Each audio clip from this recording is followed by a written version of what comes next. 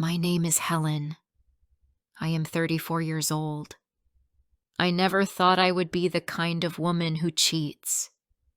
For most of my life, I believed in love, in trust, and in being good. I always thought I would be a good wife, and I tried to be. But now I look at myself, and I do not know who I am anymore. I did something terrible. I cheated on my husband. And not just with anyone. With a boy 10 years younger than me. And now, every day, I feel like I am falling apart inside. I met Scott one evening after work. He worked at the small car service shop near the place where I worked. I passed the shop every day. Sometimes he smiled and waved. One day, he asked me about my car, and we talked. He was kind.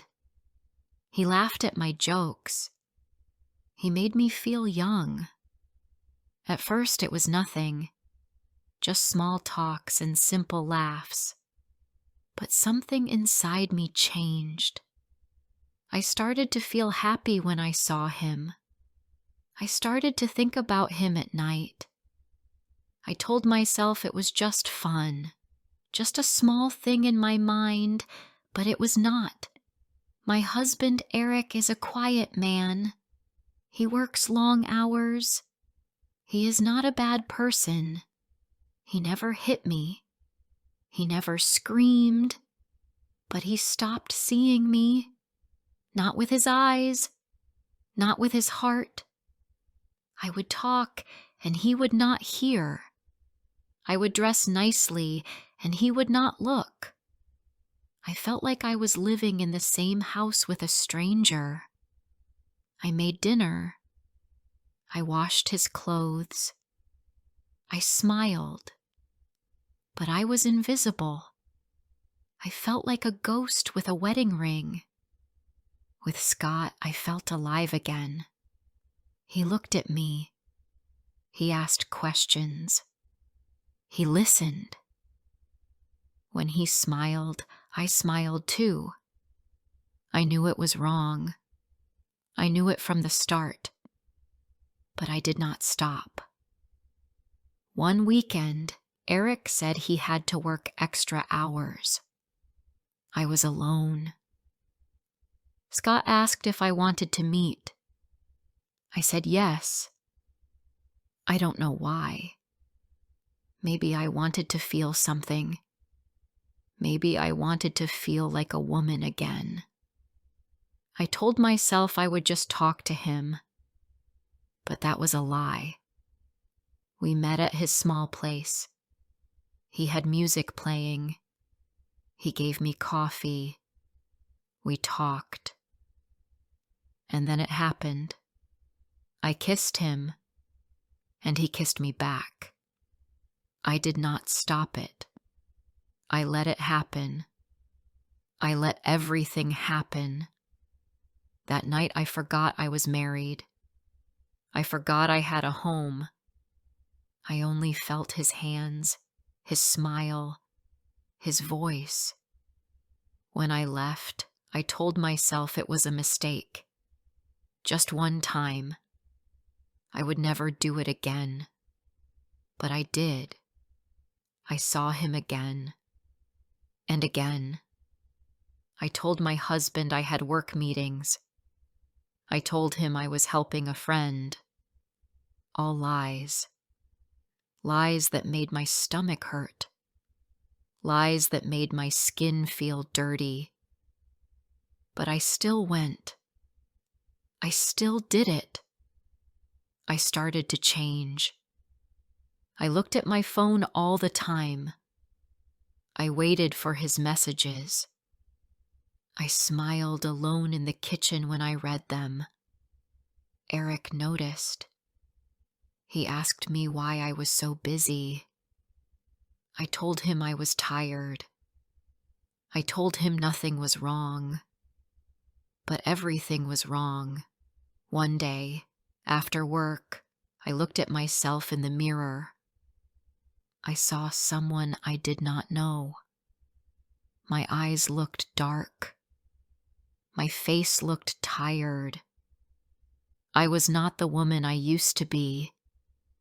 I felt like I was wearing a mask. Every time I laughed with Scott, I felt happy. But the happiness was fake. It was thin. It did not last. After I left him, I felt cold. I felt small. I wanted to cry, but I did not cry. I tried to stop seeing him. I told him it was too hard. I said it was a mistake. He said he understood, but he looked sad, and I felt worse.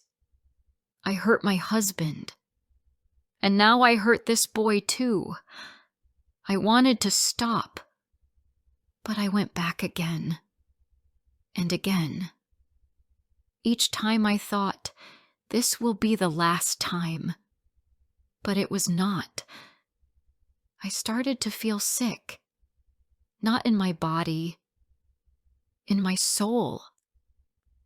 I could not sleep. I could not eat.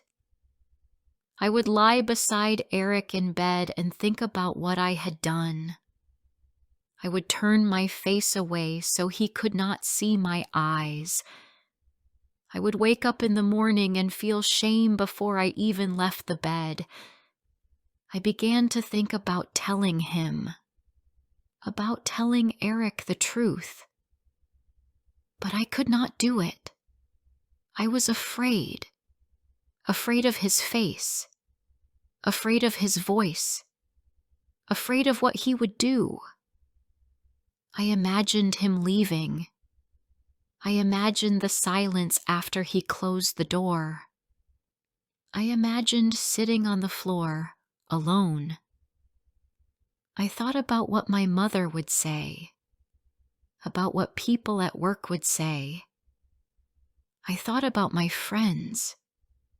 If I told them, they would look at me different. But more than anything, I hated myself. I hated what I became. I was the woman I used to judge. I was the one with secrets. I was the one who lied. I wanted to go back in time and stop it.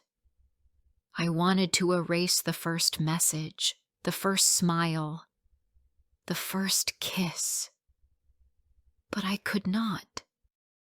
And now I am here, still married, still broken. I see Scott sometimes, but we do not talk. I walk past his place with my head down. He looks at me. I look away.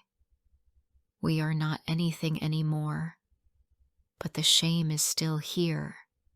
It follows me everywhere. It walks beside me. It sits with me when I eat.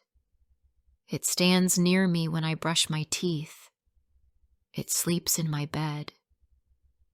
Eric still does not know, but I know, and that is enough to ruin everything. I am sharing my story, hoping they reach someone. Are you there? Are you listening? Just knowing you're here means everything. I tried to fix things with Eric.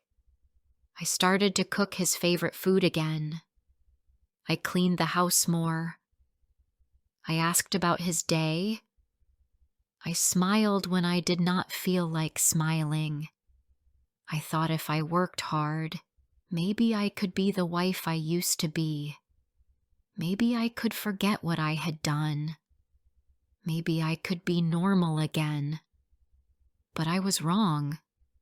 The more I tried, the more fake I felt. Eric looked tired, not just from work, but from life. He did not laugh anymore. He did not tell jokes. He came home, ate his food, watched TV, and went to bed. He did not see me. Not really. And that hurt. But it also helped. Because if he did not see me, maybe he would never find out. Maybe I could carry this secret forever. But carrying it was hard. Every time I looked at him, I felt a sharp pain inside me. Not in my body, in my mind, in my heart, in the place where I once felt love. That place was full of dust now, full of silence and regret. One evening, we were sitting on the couch. The news was on. He was quiet. I was quiet too. I looked at his hands.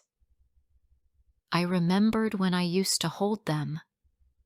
Now, I could not even touch them.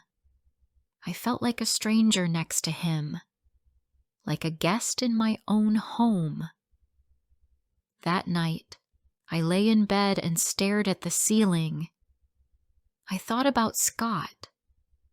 I had not seen him for weeks. I had stopped answering his messages. He stopped sending them. But his face stayed in my mind, not because I missed him, but because I hated that I hurt him too. He was young. He did not know better. I was the one who should have said no. But I didn't. And now he was gone, and I was still here, drowning in guilt.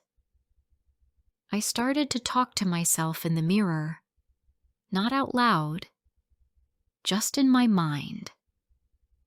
I would say, "What did you do? Why did you do it? Who are you now?" I had no answers. I just had questions, and every question made me feel worse. Some days I felt sick at work. I made mistakes. I forgot things. My boss asked if I was okay. I said I was fine. But I wasn't. I wasn't fine at all. I was breaking a little more each day. I stopped going out with friends. I said I was busy. I said I was tired. But the truth was, I could not look them in the eyes. They thought I was a good person. They thought I had a happy life. If they knew the truth, they would walk away, just like I wanted to walk away from myself. One Sunday morning, Eric asked if I wanted to visit his parents. I said no. I made up some excuse. I could not sit at the dinner table with people who trusted me. I could not smile at them and lie with every breath. I was tired of lying, but I was too weak to tell the truth. I thought about leaving. I thought about packing a small bag and walking out the door. No fight, no goodbye, just leaving. But where would I go? What would I say? I had no plan. I only had shame.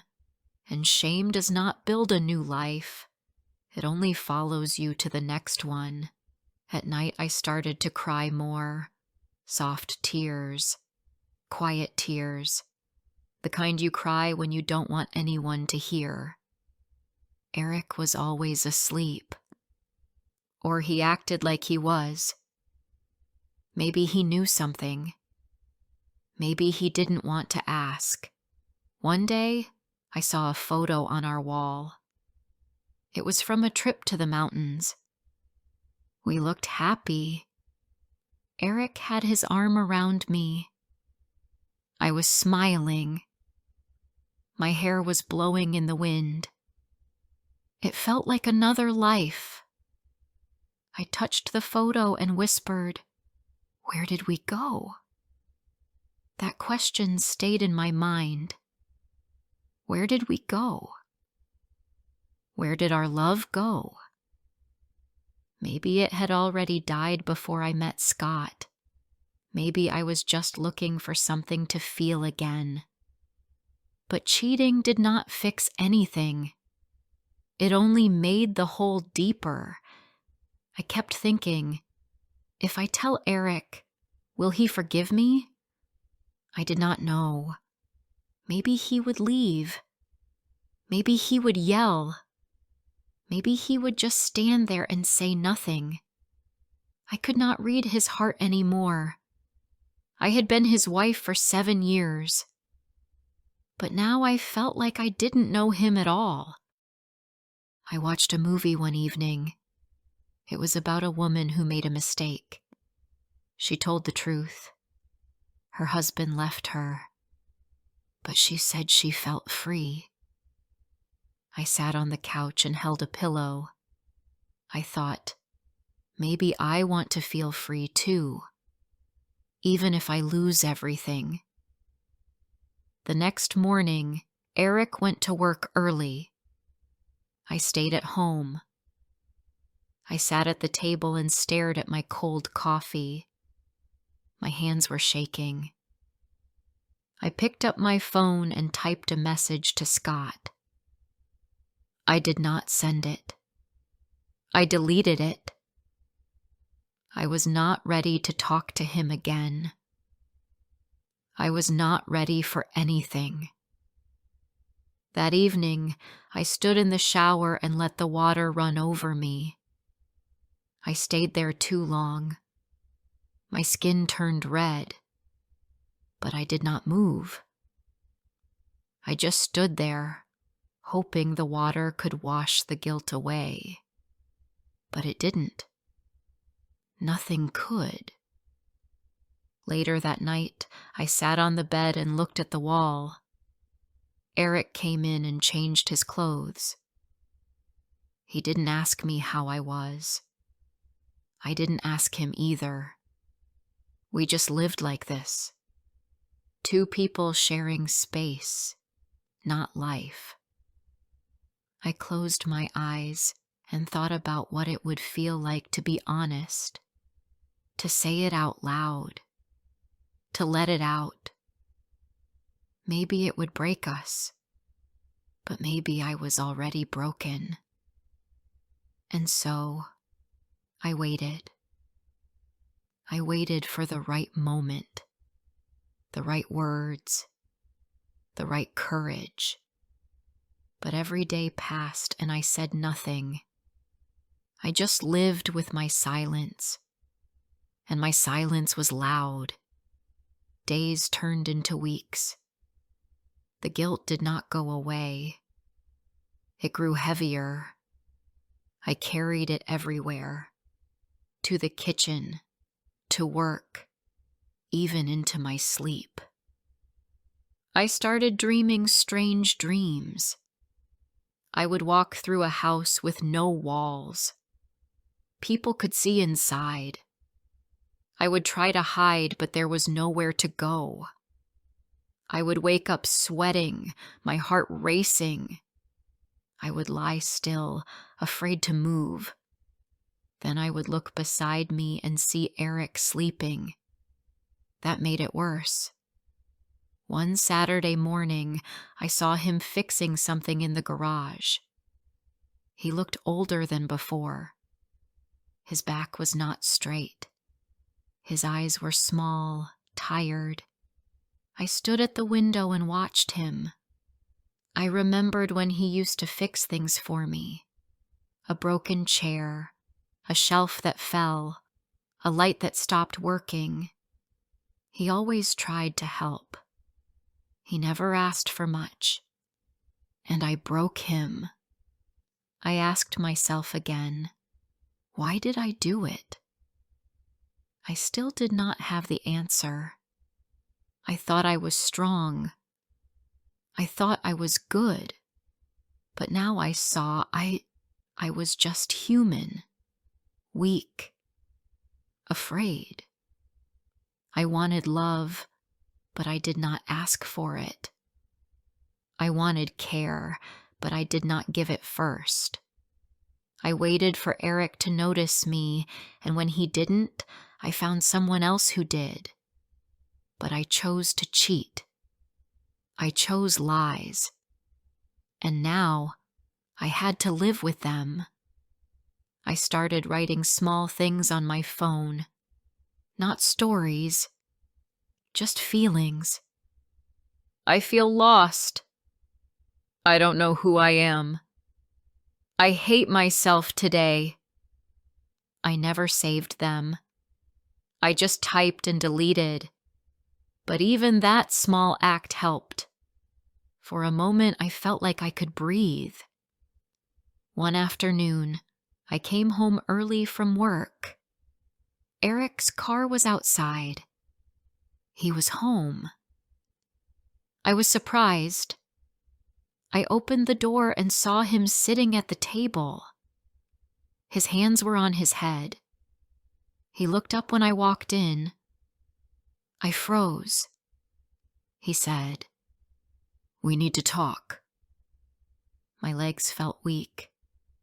My hands started to shake. I sat down slowly. I waited. He looked at me for a long time. Then he asked, "Are you happy?" I opened my mouth, but no words came out. He waited. I looked down and said, "No." He nodded. "Me neither," he said. "I've been thinking about us for a long time." I felt something in that moment, not fear, but something colder. He knew. Or maybe he didn't know everything, but he felt it. I could see it in his face. He said, "I don't know what happened to us, but I feel like we're not the same. We don't talk. We don't laugh. We don't even fight." I wanted to speak. I wanted to say sorry. I wanted to tell him the truth. But I couldn't. Not yet. "I've been thinking," he continued. "Maybe we need time apart. Maybe we need space." I looked at him. His voice was soft. His eyes were tired, not angry. I said, "Do you want me to leave?" He looked away. "I don't know," he said. "Maybe we both need to ask what we want." I wanted to scream, "I want to go back!"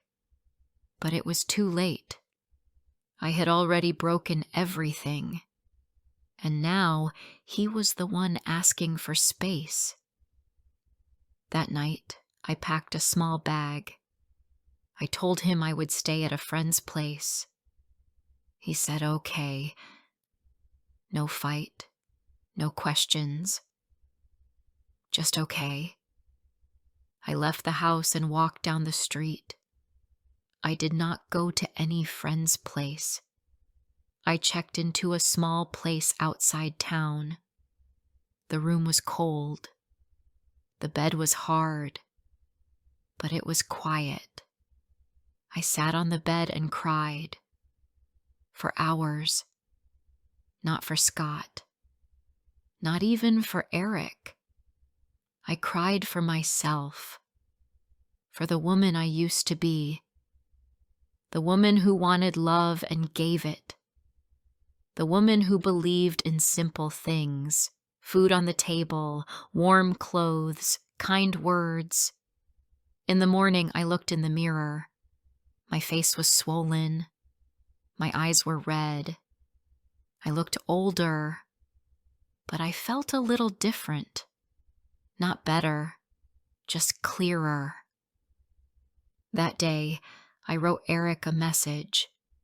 Not to say sorry, not to explain, just to say thank you. for the years, for the care, for trying. I told him I understood, and I told him he did nothing wrong. He replied a few hours later. He said he needed time. I said I did too. Weeks passed. I stayed in that small room. I went to work, came back, ate simple meals. I didn't talk much to anyone, but I thought a lot. I thought about love, about lies, about forgiveness. One day, I passed the car service shop again. Gott was outside. He saw me. I saw him. We looked at each other. No wave, no smile. Just a moment between two people who made a mistake. And then I walked on. I don't know what will happen next. Maybe Eric and I will speak again. Maybe not. Maybe I will start again somewhere else. I don't know. But I know this now. Cheating does not come from love. It comes from pain, from silence, from the feeling of not being seen. But it does not fix anything. It only makes the hole deeper. And when you fall into that hole, it takes a long time to climb out. I am still climbing,